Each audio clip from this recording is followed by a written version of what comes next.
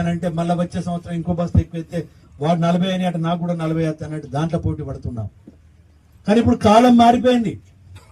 ఇప్పుడు ఈ రసాయనిక వడ్లు కానీ, రసాయనిక కూరలు కానీ, రసాయనిక పండ్లు కానీ ఇవాళ కొనే పరిస్థితి దినదినం పోతున్నది. మనం అదే పద్ధతిలో మందులేసి పండిద్దామని పోతే మాత్రం ఏదో ఒక రోజు మన నెత్తిన పిడుగుపడ్డట్టు పడుతుంది. మనం పండించిన పంటలు ఎవరు తీసుకోరు. రేపు ప్రభుత్వం కూడా ఏమీ చేయలేదు. అందులోంచి ఇవాళ మనం ఏం చేస్తున్నామంటే ఇదే సొసైటీస్ను, ఈ సొసైటీను రైతులకు భూ సారవంత పరీక్షలు చేయించడం, ఆ భూమికి ఎలాంటి పంటలు అనుకూలంగా ఉంటాయి, అదేవిధంగా దాంట్లో ఉన్న మినరల్స్ ఏ తక్కువ ఉన్నది, ఏది వేయాలి, ఏ విధంగా చేయాలి, అదేవిధంగా మనము ఆర్గానిక్ పంటలను కూడా పెంచడం వలన వచ్చే ఫలితాలు ఏంటి, ఇవన్నీ నేర్పించే దిశలో తీసుకుపోతున్నాం. నిన్నగాక మొన్ననే కలెక్టర్లను కూర్చున్నాం, మాట్లాడినాం. అంతకుముందు మన సొసైటీకి వచ్చిన సొసైటీలో కూర్చున్నా మొత్తం సొసైటీ చరిత్రలన్నీ చూసినప్పుడు ఇక్కడ ఉన్న సభ్యులను ఎవరైతే డైరెక్టర్ ఉన్నారో వీళ్ళను ముల్కనూరు పంపించా.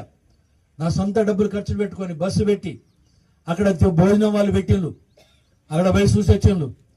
ఎందుకంటే ఇవాళ రైతులలో కూడా ఆలోచన రావాలి, రైతులకు కావాల్సిన సమాచారం మేము అందించాలి.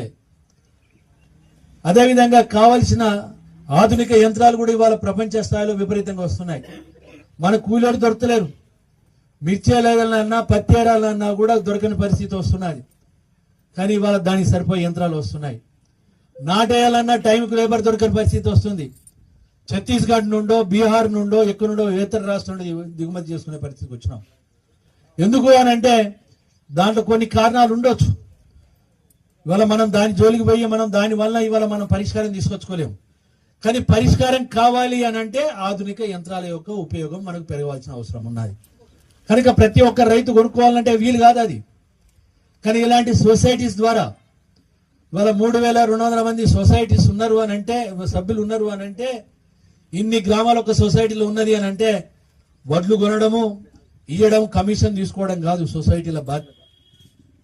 ఎరువులు తీసుకొచ్చి ఎరువులు అమ్మడమే సొసైటీ బాధ్యత కాదు. అదొక భాగం మాత్రమే.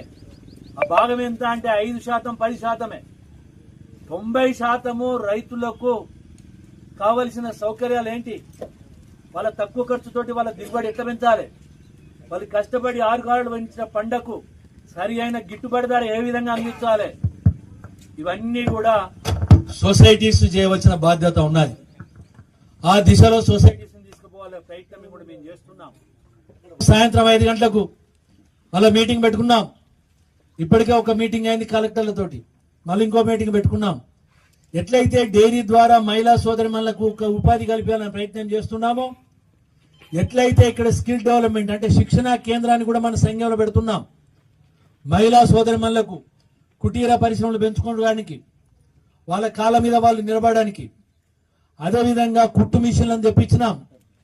ఇప్పటికి 3 బ్యాచ్లు అయిపోయినాయి, వాళ్ళకు కూడా నేర్పిస్తున్నాం. పార్కుల వాళ్ళకు ఉద్యోగాలు ఇప్పించాలని చెప్పి మన వాళ్ళకు, ఇక్కడ లోకల్ ఉన్న వాళ్ళకు ఆ ప్రయత్నం చేస్తున్నాం. ఇటు రైతులకు కూడా ప్రతి ఒక్క రైతుకు కూడా ఉపాధి పెంచాలి, ఆర్గానిక్ పంటలు దిక్కు తీసుకుపోవాలి. అవసరం అనుకుంటే సొసైటీ ఏదన్నా మంచి ఆదర్శ రైతులను గుర్తిస్తాం. ఆదర్శ రైతులను గుర్తించి కావాలంటే లీజుకు కొన్ని ఎకరాల భూమి తీసుకొని, కౌలుకు తీసుకొని సొసైటీ ఆ ఆదర్శ రైతులకు అప్పచెప్పి వాళ్ళ ద్వారానే వ్యవసాయం చేయించి వాళ్ళకే సూచనలు ఇచ్చి వాళ్ళ అనుభవంతో ఇతర రైతులకు కూడా ముందుకొచ్చే విధంగా కూడా వ్యవహారం చేయబోతున్నాం.